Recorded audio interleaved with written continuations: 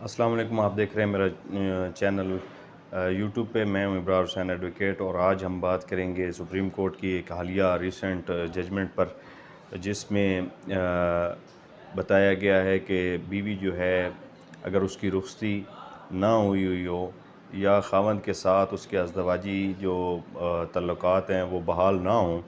मुनक़ता हों, तो क्या ऐसी सूरत में बीवी जो है ख़र्चा नान नफ़क़ा की हक़दार है और क्या ख़ावंद ऐसी सूरत में ख़र्चा नान नफ़क़ा की अदायगी का पाबंद है या नहीं है, और बीवी जो है वो कब ख़र्चा नान नफ़क़ा की हक़दार बन जाती है और उसका ये हक़ कब से शुरू होता है, और क्या ख़ावंद को इस जो माली ज़िम्मेदारी है, फ़ाइनेंशियल जो ज़िम्मेदारी है बीवी के लिहाज से ख़ावंद पे, उसको मुबर्रा करार दिया जा सकता है,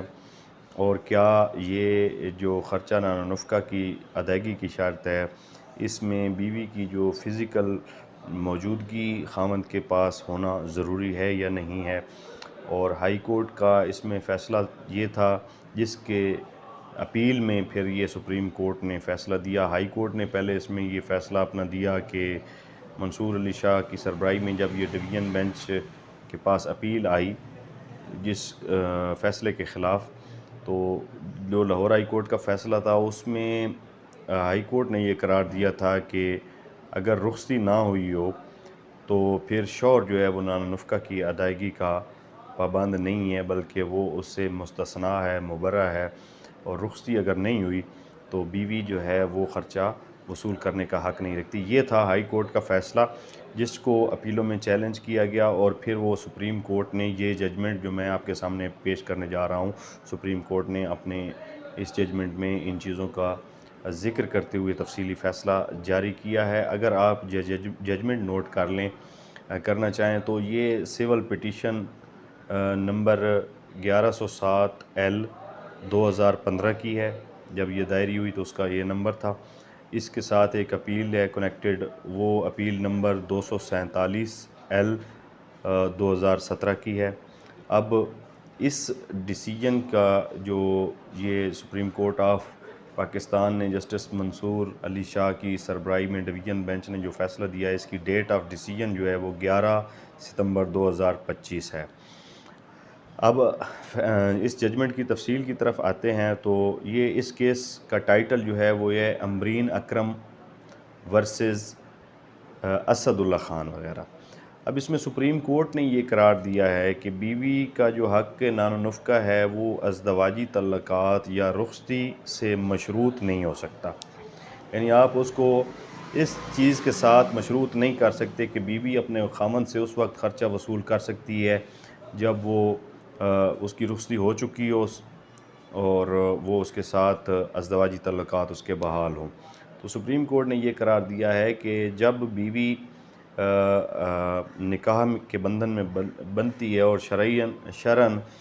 वो निकाह के लिए हाँ का लफ्ज़ कह देती है, तो उस वक्त से लेके उसके बाद ख़ावंद जो है उसकी अदायगी ख़र्चा नान नफ़क़ा का हक़दार, बीवी हक़दार हो जाती है और ख़ावंद जो है उसके ऊपर वो ज़िम्मेदारी ऐद हो जाती है और ये कानूनी फ़रीज़ा बन जाता है ख़ावंद का कि वो उसका ख़र्चा नान नफ़क़ा अदा करे। अब उसकी तफ़सील में सुप्रीम कोर्ट ऑफ पाकिस्तान ने ये करार दिया है कि ज़रूरी नहीं है कि उसका निकाह हुआ है और रुख़सती भी हुई हो, क्योंकि पाकिस्तानी माशरे में आपने अक्सर देखा होगा कि निकाह हो जाता है, रुख़सती जो है वो अक्सर औक़ात बाद में बाज़ दफ़ा कई सालों के बाद होती है। तो सुप्रीम कोर्ट ऑफ पाकिस्तान ने हाई कोर्ट के इस फ़ैसले को मनसूख कर दिया, जिसमें हाई कोर्ट ने करार दिया था कि रुख़सती नहीं हुई, लिहाजा ख़र्चे की हक़दार नहीं है। तो सुप्रीम कोर्ट ने कहा कि रुख़सती का पाबंदी जो है वो कोई नहीं है बीवी के ऊपर ख़र्चा नान नफ़क़ा हासिल करने के हवाले से, बल्कि निकाह जब हो गया है तो वो उसकी हक़दार ठहर गई है। इसके अलावा डिवीज़न बेंच ने ये सवाल भी उठाया कि ये कब हो सकता है कि बीवी नान नफ़क़ा की हक़दार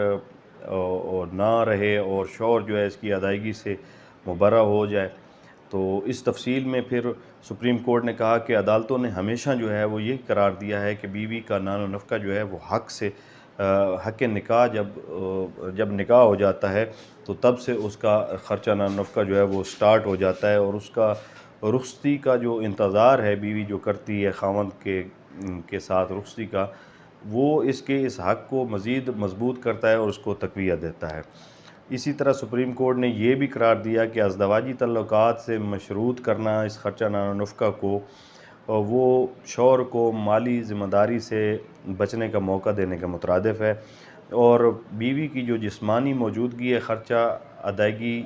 के लिए या ख़र्चा की वसूली के लिए, ख़ावंद से ख़र्चे की वसूली के लिए बीवी का उसके पास जिस्मानी तौर पर ख़ावंद के पास मौजूद होना ज़रूरी करार देना